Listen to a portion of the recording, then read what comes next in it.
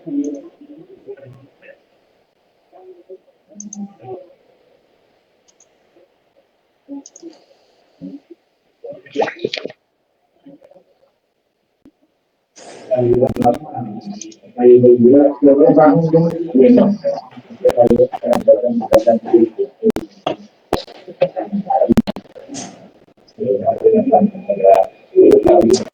bisa langsung dimulai kan? Ini sisa waktunya berapa?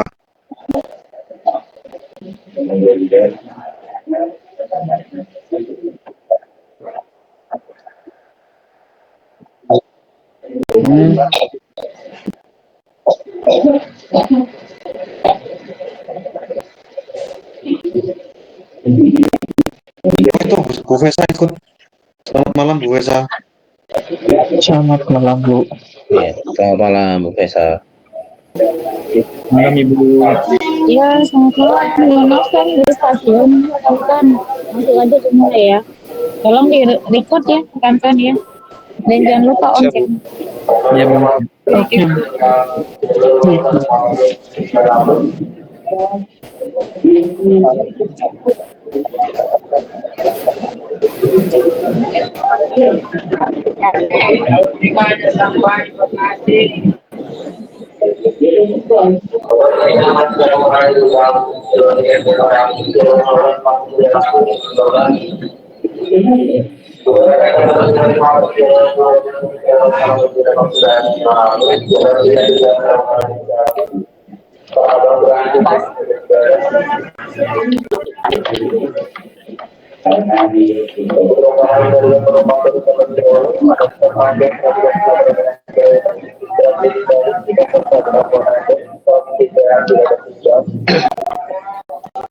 Oke, bisa kita mulai, teman-teman.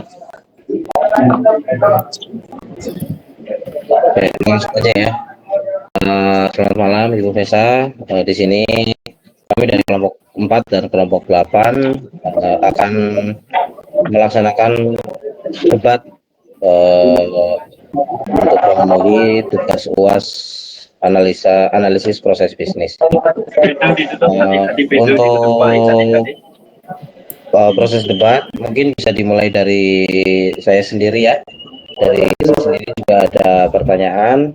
Saya dari kelompok 8 izin mengajukan pertanyaan untuk kelompok 4. Jelaskan bagaimana standarisasi proses bisnis dapat menjadi fondasi bagi kreativitas dan inovasi dalam suatu organisasi. Kemudian sertakan juga contoh untuk memperkuat jawaban Anda.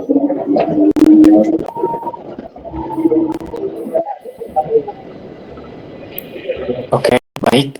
Saya Rija. Izin menjawab pertanyaan dari kelompok 4. Standarisasi menciptakan efisiensi, konsistensi, dan kejelasan proses yang memungkinkan sumber daya dialokasikan untuk kegiatan inovatif dengan proses dasar yang stabil. Karyawan lebih leluasa mengeksplorasi ide baru tanpa terganggu kekacauan operasional.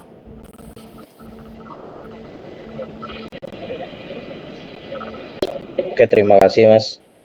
Kemudian mungkin bisa dilanjut dari kelompok 8 lainnya. Kita mulai debat, dimulai dari kelompok 8 dulu ya. Baik.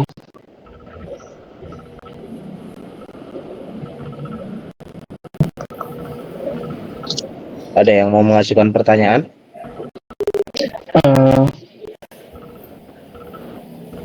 Mas Rija boleh ngajuin pertanyaan? Kan katanya standarisasi bisa bikin kreativitas men. Nah, gimana sih caranya perusahaan bisa beneran bikin standar modular atau pedoman fleksibel biar enggak kaku lagi? Tapi di lapangan kok seringnya balik ke aturan yang ribet lagi ya, karena desakan kerjaan atau bos yang kurang adaptif. Oke, mungkin saya izin menjawab ya Mas. Sebenarnya kuncinya gampang, ada di keputusan ada di delegasi keputusan adaptasi ke level bawah. Jadi untuk SOP bisa tetap modular kalau disertai panduan kondisi kapan boleh fleksibel seperti itu.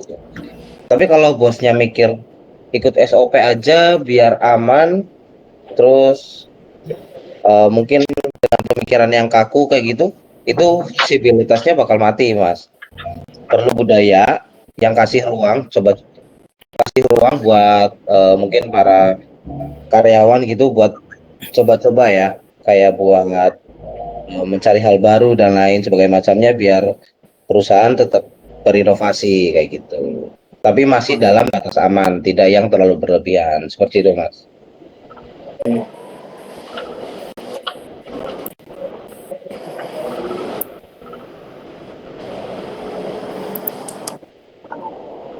Ya udah.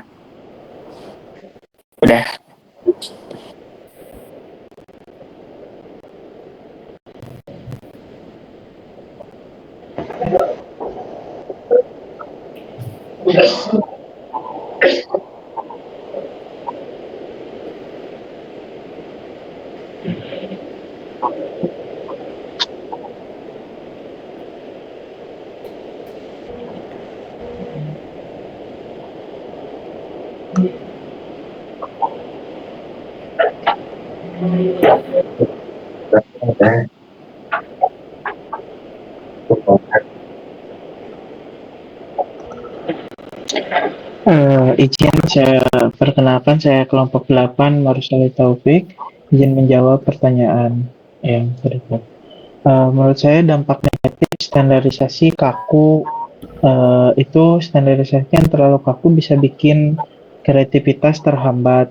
Jadi seperti karyawan jadi susah nyoba hal baru atau motivasi turun. Jadi kerja jadi monoton, karyawan kurang inisiatif. Terus ada produk generik, itu bikin sulit bikin produk yang beda dan sesuai kebutuhan pelanggan. Terus birokrasinya ribet nih. Kalau birokrasinya ribet, proses jadi lambat dan susah ambil keputusan. Menurut saya cara menghindarinya, pilih-pilih standar. Jangan semua proses di distandarisasi kaku, kasih kebebasan di area yang butuh kreativitas. Misalnya melakukan riset. Terus standar fleksibel, untuk buat pedoman saja, aturan rapi biar bisa improvisasi. Nah, selanjutnya mungkin dilibatkan karyawan, ajak karyawan nyusun standar biar mereka merasa punya andil dalam menentukan keputusan. Nah, selanjutnya yang terakhir mungkin evaluasi rutin, cek dan revisi standar kalau dirasa menghambat atau sudah tidak relevan lagi. Gimana jawabannya? Cukup.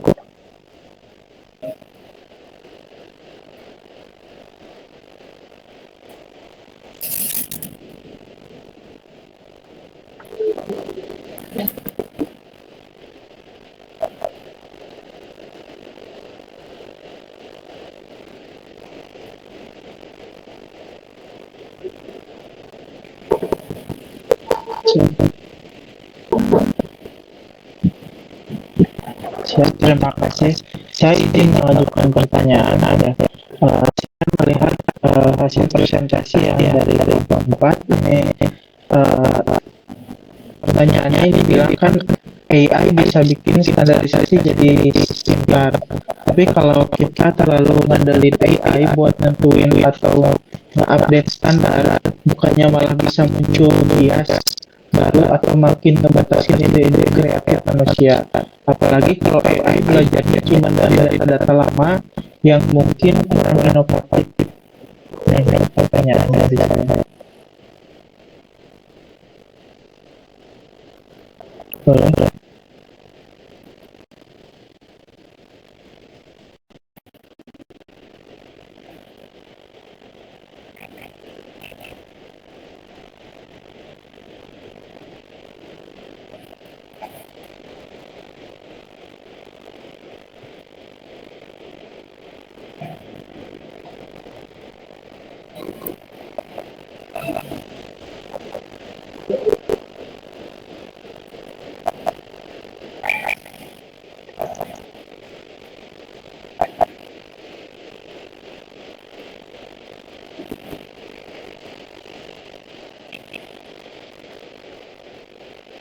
Betul.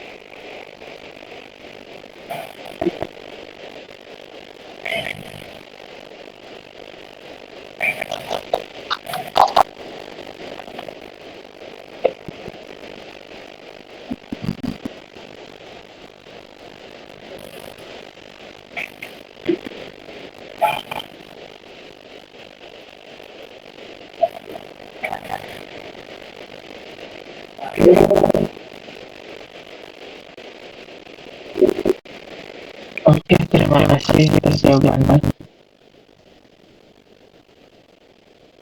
Izin buat kelompok 8 boleh saya lanjut pertanyaannya? Ya, silakan boleh. Oke. Di sini saya lihat kelompok 8 bahwa studi kasus tentang Toyota, Google dan 3M. Nah, di sini saya ingin bertanya konteks penerapan standarisasinya, apa kesamaan dan perbedaan strategi mereka?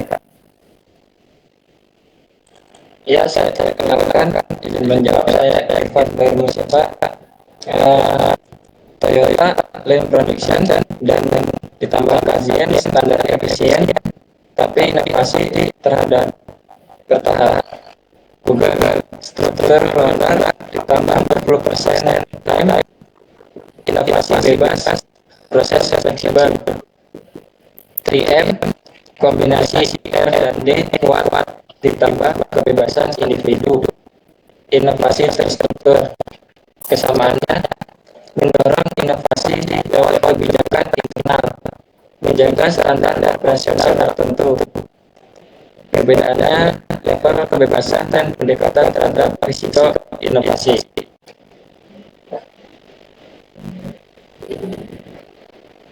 Kalau udah jelas, Mas? Cukup, Mas. Mungkin bisa dilanjut dari kelompok 8 buat memberikan pertanyaan ke kelompok 4. Izin bertanya, konsep budaya dualis itu kan buat penguasa efisiensi sama inovasi. Pertanyaannya, langkah konkret apa sih yang bisa dilakukan perusahaan biar di budaya itu beneran jalan, dan gimana caranya biar yang fokus ke efisiensi nggak malah lebih dominan. Terus ini yang suka eksperimen atau eksplorasi di perusahaan. Mungkin saya ingin menjawab Mas. Ya. Di sini budaya itu dari ada efisiensi dan ada inovasi. Untuk yang efisiensi itu menjalankan bisnis harian dengan rapi, hemat dan efektif. Untuk yang inovasi itu mencoba hal baru, bereksperimen dan mencari peluang yang besar. Mungkin ini langkah-langkahnya itu membuat tim kecil yang bebas dari latihan harian. Jadi tim kecil ini nggak ada terpaku efisiensi, yaitu terpaku dengan inovasi. Dan ini juga harus ada hubungan dari atas, entah itu CEO ataupun dari dalamnya. Karena walaupun kalau tidak ada dukungan sama sekali,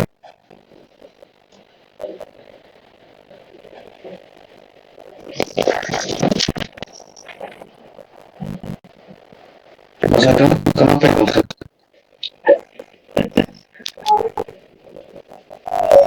Lampu padam kan? iya. Oh ya, sekedar informasi ini waktunya tinggal 20 menit lagi. Mungkin Mas Acang bisa nanti lagi. Mohon maaf ya, soalnya di gunung sering lagi lampu. mungkin selain dukungan dari atas, jadi percuma kalau kita mau berinovasi tapi tidak ada dukungan dari CEO atau dari dewan masing-masing. Dan juga harus ada budget khusus untuk inovasi. Soalnya kadang-kadang kita berinovasi pasti tidak diberikan budget atau apapun karena apa intinya itu. Mungkin segitu cukup Mas Irfan. Cukup Mas. Jelas. Boleh dilanjut.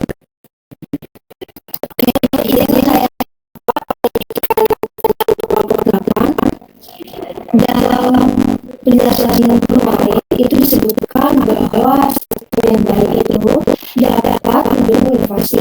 Boleh dijelaskan apa hubungannya antara struktur organisasi dan kemampuan untuk berinovasi? Ini adalah dari bahasa saya. Menurut saya hubungan struktur organisasi dan kemampuan berinovasi itu yang struktur organisasi yang baik itu berarti tidak terlalu birokratis atau kaku.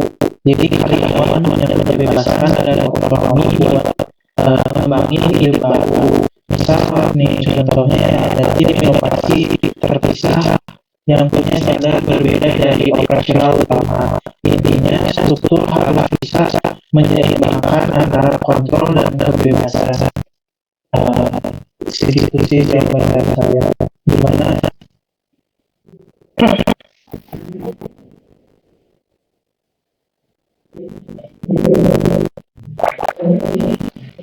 Cukup. Oh maaf, ya dari saya cukup. Boleh dilanjutkan. Terima kasih. Izin saya melanjutkan pertanyaan untuk kelompok 4. Katanya ini dari hasil presentasi katanya kalau karyawan dilibatin nyusun standar itu bisa ningkatin proses kepemilikan si perusahaan. Tapi gimana sih cara perusahaan mastiin kalau pelibatan karyawan itu beneran ada dampaknya dan bukan cuma formalitas doang, apalagi di perusahaan gede yang demokrasinya menurut saya sangat ribet gitu. Nah itu gimana? Oke, ini dijawab pertanyaan dari kelompok 8. Sebenarnya agar perlibatan karyawan itu tidak menjadi formalitas, kita bisa melibatkan mereka sejak awal melalui pilot project yang benar-benar teruji di lapangan. Jadi bukan sekedar FGD atau survei saja. Kita juga bisa menunjukkan bahwa feedback mereka itu dihargai dan dihargai oleh perusahaan. Misalnya lewat revisi SOP yang berasal dari level operasional. Dengan begitu, rasa memiliki tumbuh atau karena berkolaborasi dengan perusahaan itu nyata dan berdampak. Gimana Mas? Cukup, terima kasih banyak atas jawabannya, Mbak.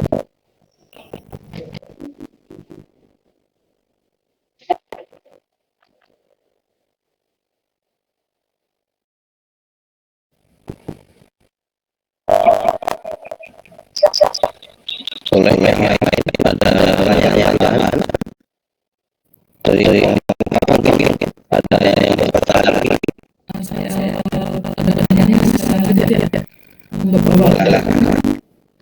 Bagaimana profesi seperti AI dan data dapat membantu perusahaan dalam menjaga keseimbangan antara esensi dan fleksibilitas.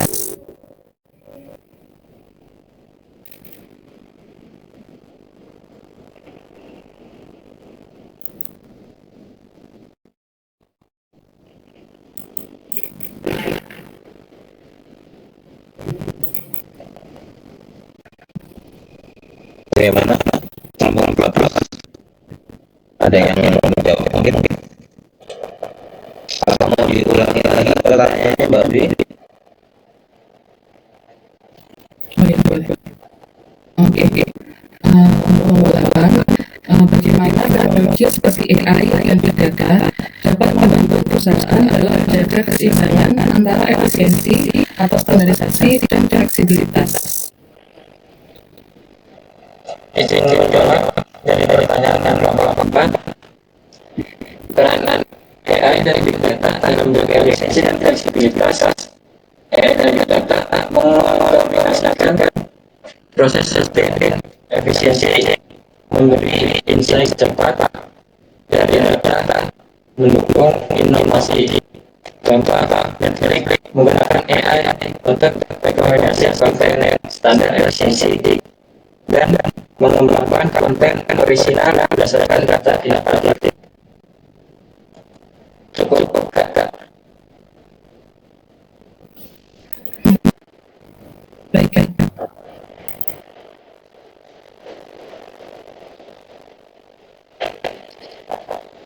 Oke, lanjut teman-teman. Jadi kalau berdasarkan presentasi semua, jadi saya mau tanya ya. Jadi jelaskan pentingnya budaya inovasi dalam organisasi yang memiliki standar kerja ketat. Bagaimana cara menumbuhkan budaya tersebut tanpa mengorbankan standar operasional yang sudah ada. Terima kasih. Baik, terima kasih untuk pertanyaannya. Izin saya, Putri Kusuma Anggraini dari kelompok 8, izin menjawab terkait pentingnya budaya inovasi di organisasi dengan standar ketat. Jadi, budaya inovasi yang sangat penting meskipun organisasi memiliki standar kerja yang ketat.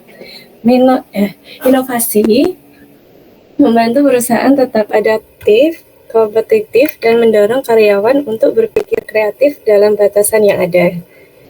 Cara menumbuhkan bisa melalui program idea sharing, memberi penghargaan atas inovasi kecil, serta menciptakan lingkungan yang aman bagi karyawan untuk bereksperimen tanpa takut gagal. Dengan begitu, standar tetap terjaga, namun inovasi tetap tumbuh. Apakah sudah cukup? Atau ada pertanyaan lagi? Baik, sangat jelas sekali Mbak jawabannya. Oke, Baik, terima kasih. saya izin balik bertanya ya. Kamu silakan Mbaknya. Kelompok 8 Baik. ada yang tanyakan? Baik, kami dari kelompok 8 izin bertanya. Dari presentasi kelompok 4 ini disebut kalau perusahaan yang terlalu ngotot sama prosedur itu gampang stagnan inovasinya. Kira-kira ada tanda-tanda awal atau indikator apa sih yang bisa dipantau perusahaan buat tahu kalau upaya standarisasi mereka itu udah mulai bikin mandek atau bahkan ngerugiin adaptasi jangka panjang perusahaan? Baik, mohon dijawab dari kelompok 4. Terima kasih. Baik, mau izin menjawab. Jadi gini Pak, jika frekuensi revisi SOP semakin jarang, terus ide baru makin sedikit, terus karyawan mulai kerja asal sesuai prosedur aja, nah di situ tanda-tanda bahaya udah mulai muncul. Nah, apalagi kalau pelanggan mulai ngerasa produk atau jasa itu flat gitu Mbak, stagnan, jadi nggak ada perkembangan yang signifikan ataupun produk itu masih tidak berkembang gitu ya. Nah, itu bisa dikatakan itu bahaya kalau di perusahaan. Apakah udah jelas?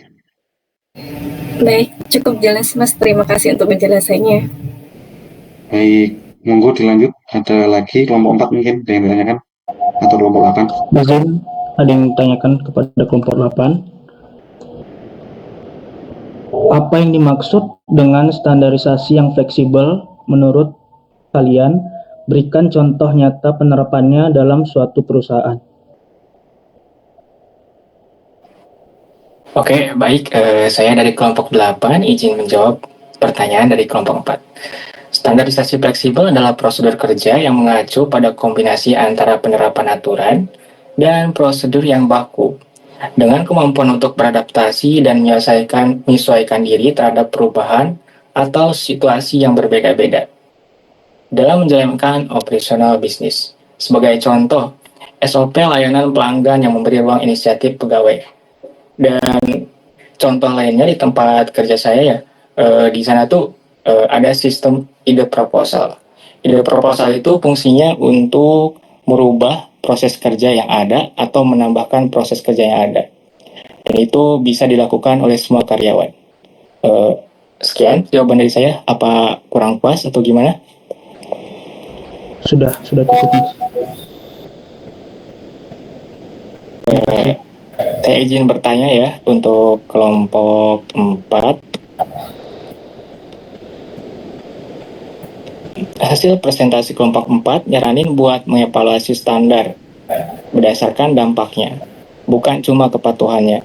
Nah, metrik yang spesifik dan bisa diukur kayak gimana sih yang bisa dipakai buat benar-benar mengukur dampak standar terhadap inovasi, adaptasi, sama kepuasan pengguna?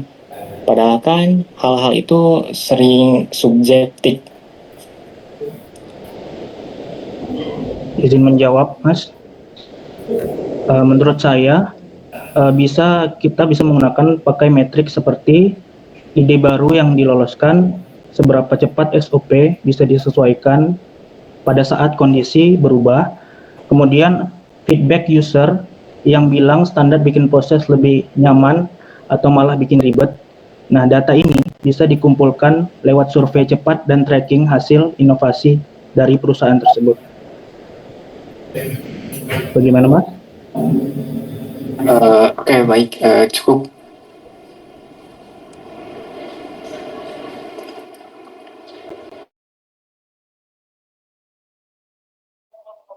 Oke, mungkin ada yang mau bertanya lagi dari kelompok 4? Izin bertanya untuk kelompok 8.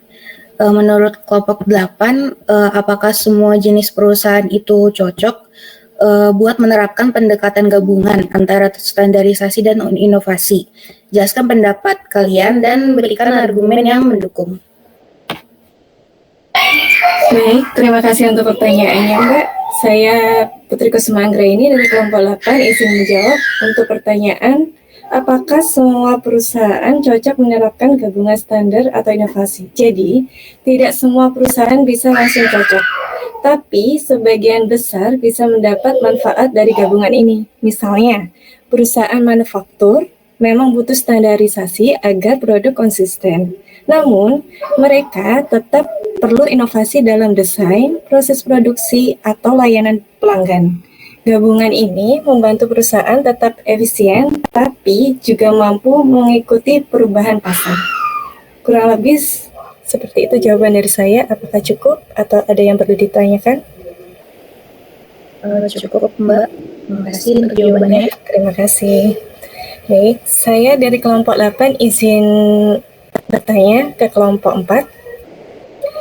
Kalau sebuah organisasi sudah sangat terstandarisasi, gimana caranya mereka masih bisa bangun identitas merek yang kuat sama keunggulan kompetitif di pasar yang sekarang makin doyan sama konsumisasi dan hal-hal baru?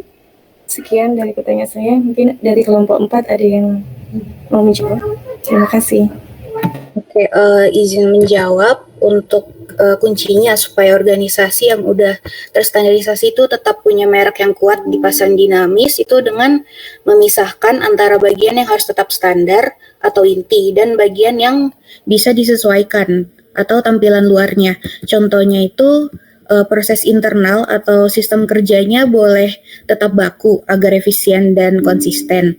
Tapi hal-hal yang harus dirasakan konsumen, yang langsung dirasakan konsumen, itu seperti tampilan, layanan, atau produk bisa dibuat fleksibel dan mengikuti tren yang sedang populer.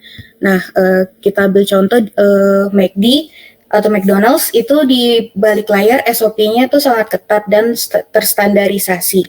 Tapi kalau kita lihat menunya itu bisa beda-beda tergantung negara, menyesuaikan sama selera lokal. Jadi standarnya tetap jalan, tapi konsumen tetap merasa dekat dan relevan. Seperti itu kira-kira. Apakah jawabannya cukup? Cukup, Mbak. Terima kasih untuk jawabannya.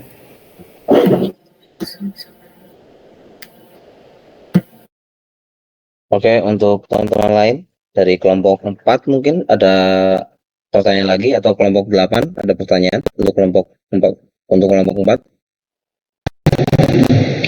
Dari kelompok 8 mungkin cukup pertanyaannya.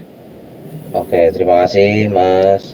Untuk kelompok 4 bagaimana? Kalau dari saya pribadi, saya sudah tidak ada pertanyaan lagi. Untuk teman-teman yang lain, rekan-rekan? Cukup ya. Oke. Terima kasih. Terima kasih banyak. Karena ini waktunya sudah 3 menit lagi ya. Kita terbatas oleh waktu karena kita tidak pro ya Google-nya. Untuk Ibu Vesa, terima kasih sudah meluangkan waktunya untuk join. Mohon maaf, kita tidak bisa terlalu panjang lagi untuk debatnya. Karena memang pertanyaan dari kita sudah selesai, sesi tanya jawab kita sudah selesai, dan untuk waktunya juga sudah mau habis. Mungkin untuk debat dari kelompok 4 dan kelompok 8 malam ini kita akhiri sampai di sini. Semoga teman-teman tetap sehat selalu. Untuk Bu Vesa, terima kasih banyak. Saya akhiri. Wassalamualaikum warahmatullahi wabarakatuh.